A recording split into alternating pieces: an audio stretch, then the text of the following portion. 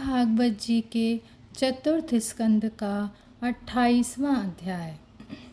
पुरंजन को स्त्री योनि की प्राप्ति और अविज्ञात के उपदेश से उसका मुक्त होना। श्री नारद जी कहते हैं, राजन, फिर भय नामक यवन राज के आज्ञाकारी सैनिक प्रज्वार और कालकन्या के साथ इस पृथ्वी तल पर सर्वत्र विचरने लगे। एक बार उन्होंने बड़े वेग से बूढ़े सांप से सुरक्षित और संसार की सब प्रकार की सुख सामग्री से संपन्न पुरंजनपुरी को घेर लिया। तब जिसके चंगुल में फंसकर पुरुष शीघ्र ही निस्सार हो जाता है, वह काल कन्या बलात् उस पुरी की प्रजा को भोगने लगी। उस समय वे यवन भी काल कन्या के द्वारा भोगी जाती हुई उस पुरी में चारों ओर से भिन्न भिन्न द्वारों से घुसकर उसका विध्वंस करने लगे।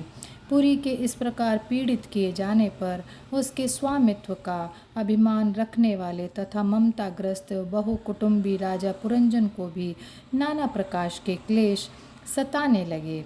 काल कन्या के आलिंगन करने से उसकी सारी श्री नष्ट हो गई तथा अत्यंत विषयासक्त होने के कारण वह बहुत दीन हो गया। उसकी विवेक शक्ति नष्ट हो गई। गंधर्व और यवनों ने बलात् उसका सारा ऐश्वर्य लूट लिया। उसने देखा कि सारा नगर नष्ट भ्रष्ट हो गया है। पुत्र पौत्र भृत्य और अमात्य वर्ग प्रतिकूल होकर अनादर करने लगे हैं।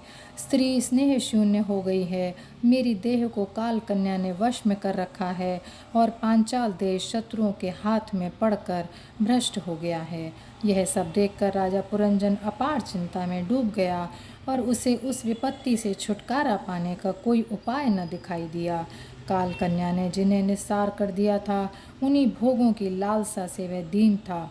अपनी पारलौकिक गति और बंधुजनों के स्नेह से वंचित रहकर उसका चित्त केवल स्त्री और पुत्र के लालन पालन में ही लगा हुआ था। ऐसी अवस्था में उनसे बिछुड़ने की इच्छा न होने पर भी उसे उस पुरी को छोड़ने के लिए बाध्य होना पड़ा, क्योंकि उसे गंधर्व और यवनों ने घेर रखा था तथा काल कन्या ने कुचल दिया था। इतने में ही यवन राज भय के बड़े भाई प्रज्वार ने अपने भाई का प्रिय करने के लिए उस सारी पुरी में आग लगा दी। जब वह नगरी जलने लगी तब पुरवासी सेवक वृंद संतान वर्ग और कुटुंब की स्वामिनी के सहित कुटुंब वत्सल पुरंजन को बड़ा दुख हुआ। नगर को काल कन्या के हाथ में पड़ा देख उसकी रक्षा करने वाले सर्प को भी बड़ी पीड़ा हुई, क्योंकि उसके निवास स्थान पर भी यवनों ने अधिकार कर लिया था और प्रज्वार उस पर भी आक्रमण कर रहा था। जब उस नगर की रक्षा करने में वह सर्वथा असमर्थ हो गया, तब जिस प्रकार जलते हुए वृक्ष के कोटर में रहने वाला सर्प उससे निकल जाना चाहता है, उसी प्रकार उसने भी महान कष्ट से कांपते हुए वहां से भागने की इच्छा की। उसके अंग प्रत्यंग ढीले पड़ गए थे तथा गंधर्वों ने उसकी सारी शक्ति नष्ट कर दी थी। अतः जब यवन शत्रुओं ने उसे जाते देखकर रोक लिया, तब वह दुखी होकर रोने लगा। ग्रहासक्त पुरंजन देह गेहादि में मैं मेरेपन का भाव रखने से अत्यंत बुद्धिहीन हो गया था। स्त्री के प्रेम पाश में फंसकर वह बहुत दीन हो गया था। अब जब इनसे बिछुड़ने का समय उपस्थित हुआ, तब वह अपनी पुत्री पुत्र पौत्र पुत्रवधू दामाद नौकर और घर खजाना तथा अन्यान्य जिन पदार्थों में उसकी ममता शेष भर थी, उनका भोग तो कभी का छूट गया था, उन सब के लिए इस प्रकार चिंता करने लगा। हाय, मेरी भार्या तो बहुत घर गृहस्थी वाली है। जब मैं परलोक को चला जाऊंगा तब यह असहाय होकर किस प्रकार अपना निर्वाह करेगी। इसे यह इन बाल बच्चों की चिंता ही खा जाएगी। यह मेरे भोजन किए बिना भोजन नहीं करती थी और स्नान किए बिना स्नान नहीं करती थी। सदा मेरी ही सेवा में तत्पर रहती थी। मैं कभी रूठ जाता था तो यह बड़ी भयभीत हो जाती थी और झुड़कने लगता तो डर के मारे चुप रह जाती थी। मुझसे कोई भूल हो जाती तो यह मुझे सचेत कर देती थी। मुझ में इसका इतना अधिक स्नेह था कि यदि मैं कभी परदेश चला जाता था तो यह विरह व्यथा से सूख कर कांटा हो जाती थी। यूँ तो वह वीर माता है, तो भी मेरे पीछे क्या यह गृहस्थाश्रम का व्यवहार चला सकेगी। मेरे चले जाने पर एकमात्र मेरे ही सहारे रहने वाले ये पुत्र और पुत्री भी कैसे जीवन धारण करेंगे। ये तो बीच समुद्र में नाव टूट जाने से व्याकुल हुए यात्रियों के समान बिलबिलाने लगेंगे। यद्यपि ज्ञान दृष्टि से उसे शोक करना उचित न था, फिर भी अज्ञानवश राजा पुरंजन इस प्रकार दीन बुद्धि से अपने स्त्री पुत्र आदि के लिए शोकाकुल हो रहा था। इसी समय उसे पकड़ने के लिए वहाँ भयानक यवनराज आ धमका। जब यवन लोग उसे पशु के समान बांधकर अपने स्थान को ले चले, तब उसके अनुचरगण अत्यंत आतुर और शोकाकुल होकर उसके साथ हो लिए। यवनों द्वारा रोका हुआ सर्प भी उस पुरी को छोड़कर इन सब के साथ ही चल दिया। उसके जाते ही सारा नगर छिन्न भिन्न होकर अपने कारण में लीन हो गया। इस प्रकार महाबली यवनराज के बलपूर्वक खींचने पर भी राजा पुरंजन ने अज्ञानवश अपने हितैषी एवं पुराने मित्र अविज्ञात का स्मरण नहीं किया। उस निर्दय राजा ने जिन यज्ञ पशुओं की बलि दी थी, वे उसकी दी हुई पीड़ा को याद करके उसे क्रोधपूर्वक कुठारों में काटने लगे। वह वर्षों तक विवेकहीन अवस्था में अपार अंधकार में पड़ा निरंतर कष्ट भोगता रहा। स्त्री की आसक्ति से उसकी यह दुर्गति हुई थी। अंत समय में भी पुरंजन को उसी का चिंतन बना हुआ था। इसलिए दूसरे जन्म में वह नृपश्रेष्ठ विदर्भ राज के यहाँ सुंदरी कन्या होकर उत्पन्न हुआ। जब यह विदर्भ नंदिनी विवाह योग्य हुई, तब विदर्भ राज ने घोषित कर दिया कि इसे सर्वश्रेष्ठ पराक्रमी वीर ही ब्याह सकेगा। तब शत्रुओं के नगरों को जीतने वाले पांड्य नरेश महाराज मलयध्वज ने समरभूमि में समस्त राजाओं को जीतकर उसके साथ विवाह किया। उससे महाराज मलयध्वज ने एक श्यामलोचना कन्या और उससे छोटे 7 पुत्र उत्पन्न किए, जो आगे चलकर द्रविड़ देश के 7 राजा हुए।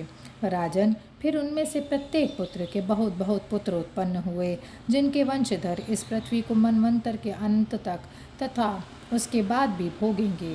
राजा मलयध्वज की पहली पुत्री बड़ी व्रतशीला थी। उसके साथ अगस्त्य ऋषि का विवाह हुआ। उससे उनके दृढ़च्युत नाम का पुत्र हुआ और दृढ़च्युत के इद्मवाह हुआ। अंत में राजर्षि मलयध्वज पृथ्वी को पुत्रों में बांटकर भगवान श्री कृष्ण की आराधना करने की इच्छा से मलय पर्वत पर चले गए। उस समय चंद्रिका जिस समय चंद्रदेव का अनुसरण करती थी, उसी प्रकार मत्तलोचना वैदर्भी ने अपने घर, पुत्र और समस्त भोगों को तिलांजलि दे पांड्य नरेश का अनुगमन किया। वहाँ चंद्रवसा, ताम्रपर्णी और वटोदका नाम की 3 नदियाँ थीं। उनके पवित्र जल में स्नान करके वे प्रतिदिन अपने शरीर और अंतःकरण को निर्मल करते थे। वहाँ रहकर उन्होंने कंद, बीज, मूल, फल, पुष्प, पत्ते, तृण और जल से ही निर्वाह करते हुए बड़ा कठोर तप किया। इससे धीरे धीरे उनके शरीर बहुत सूख गया। महाराज मलयध्वज ने सर्वत्र समदृष्टि रखकर शीत, उष्ण, वर्षा, वायु, भूख, प्यास, प्रिय, अप्रिय और सुख, दुख आदि सभी द्वंद्वों को जीत लिया। तप और उपासना से वासनाओं को निर्मूल कर तथा यम नियम आदि के द्वारा इंद्रिय, प्राण और मन को वश में करके वे आत्मा में ब्रह्म भावना करने लगे। इस प्रकार 100 दिव्य वर्षों तक स्थाणु के समान निश्चल भाव से एक ही स्थान पर बैठे रहे। भगवान वासुदेव में सुदृढ़ प्रेम हो जाने के कारण इतने समय तक उन्हें शरीर आदि का भी भान न हुआ। राजन, गुरु स्वरूप साक्षात श्रीहरि के उपदेश किए हुए तथा अपने अंतःकरण में सब ओर स्फुरित होने वाले विशुद्ध विज्ञान दीपक से उन्होंने देखा कि अंतःकरण की वृत्ति का प्रकाशक आत्मा स्वप्नावस्था की भांति देहादि समस्त उपाधियों में व्याप्त तथा उनसे पृथक भी है। ऐसा अनुभव करके वे सब ओर से उदासीन हो गए। फिर अपनी आत्मा को परब्रह्म में और परब्रह्म को आत्मा में अभिन्न रूप से देखा और अंत में इस अभेद चिंतन को भी त्याग कर सर्वथा शांत हो गए। राजन, इस समय पतिपरायणा वैदर्भी सब प्रकार के भोगों को त्याग कर अपने परम धर्मज्ञ पति मलयध्वज की सेवा बड़े प्रेम से करती थी। यह चीर वस्त्र धारण किए रहती। व्रत उपवासियों के कारण उसका शरीर अत्यंत क्रश हो गया था और सिर के बाल आपस में उलझ जाने के कारण उनमें लटें पड़ गई थीं। उस समय अपने पतिदेव के पास वह अंगार भाव को प्राप्त धूम रहित अग्नि के समीप अग्नि की शांत शिखा के समान सुशोभित हो रही थी। उसके पति परलोकवासी हो चुके थे, परंतु पूर्ववत स्थिर आसन से विराजमान थे। इस रहस्य को न जानने के कारण वे उनके पास जाकर उनकी पूर्ववत सेवा करने लगी। चरण सेवा करते समय जब उसे अपने पति के चरणों में गर्मी बिल्कुल नहीं मालूम हुई, तब तो वे झुंड से बिछड़ी हुई मृगी के समान चित्त में अत्यंत व्याकुल हो गई। उस बीहड़ वन में अपने को अकेली और दीन अवस्था में देखकर वह बड़ी शोकाकुल हुई और आंसुओं की धारा से स्तनों को भिगोती हुई बड़े जोर जोर से रोने लगी। वह बोली, राजर्षि, उठिए उठिए, समुद्र से घिरी हुई है वसुंधरा लुटेरों और अधार्मिक राजाओं से भयभीत हो रही है। आप इसकी रक्षा कीजिए। पतिदेव के साथ वन में गई हुई वह अबला इस प्रकार विलाप करती हुई पति के चरणों में गिर गई और रो रो कर आंसू बहाने लगी। लकड़ियों की चिता बनाकर उसने उस पर पति का शव रखा और अग्नि लगाकर विलाप करते करते स्वयं सती होने का निश्चय भी किया। राजन, इसी समय उसका कोई पुराना मित्र, एक आत्मज्ञानी ब्राह्मण वहां आया। उसने उस रोती हुई अबला को मधुरवाणी से समझाते हुए कहा। ब्राह्मण ने कहा, तू कौन है, किसकी पुत्री है और जिसके लिए तू शोक कर रही है? वह यह सोया हुआ वह पुरुष कौन है? क्या तू मुझे नहीं जानती है? मैं वही तेरा मित्र हूँ जिसके साथ तू पहले विचरा करती थी। सखे, क्या तुम्हें अपनी याद आती है? किसी समय मैं तुम्हारा अविज्ञात नाम का सखा था। तुम पृथ्वी के भोग भोगने के लिए निवास स्थान की खोज में मुझे छोड़कर चले गए थे। आर्य, पहले मैं और तुम एक दूसरे के मित्र एवं मानसन निवासी हंस थे। हम दोनों सहस्त्रों वर्ष तक बिना किसी निवास स्थान के ही रहे थे। किंतु मित्र, तुम विषय भोगों की इच्छा से मुझे छोड़कर यहाँ पृथ्वी पर चले आए। यहाँ घूमते घूमते तुमने एक स्त्री का रचा हुआ स्थान देखा। उसमें 5 बगीचे, 9 दरवाजे, 1 द्वारपाल, 3 परकोटे, 6 वैश्यकुल और 5 बाजार थे। वह 5 उपादान कारणों से बना हुआ था और उसकी स्वामिनी एक स्त्री थी। महाराज, इंद्रियों के 5 विषय उसके बगीचे थे, 9 इंद्रिय छिद्र द्वार थे, तेज, जल और अन्न, 3 परकोटे थे, मन और 5 ज्ञानेंद्रियाँ, 6 वैश्यकुल थे, क्रिया शक्ति रूप कर्मेंद्रियाँ ही बाजार थीं, 5 भूत ही उसके कभी क्षीण न होने वाले उपादान कारण थे और बुद्धि शक्ति ही उसकी स्वामिनी थी। यह ऐसा नगर था जिसमें प्रवेश करने पर पुरुष ज्ञान शून्य हो जाता है, अपने स्वरूप को भूल जाता है। भाई, उस नगर में उसकी स्वामिनी के फंदे में पड़कर उसके साथ व्यवहार करते करते तुम भी अपने स्वरूप को भूल गए और उसी के संग से तुम्हारी ये दुर्दशा हुई है।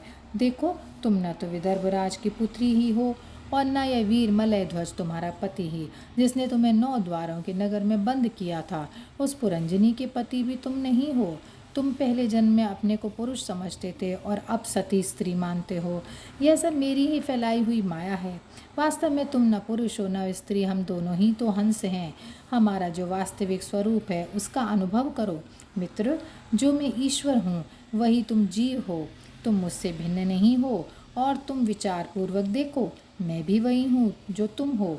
ज्ञानी पुरुष हम दोनों में कभी थोड़ा सा अंतर नहीं देखते।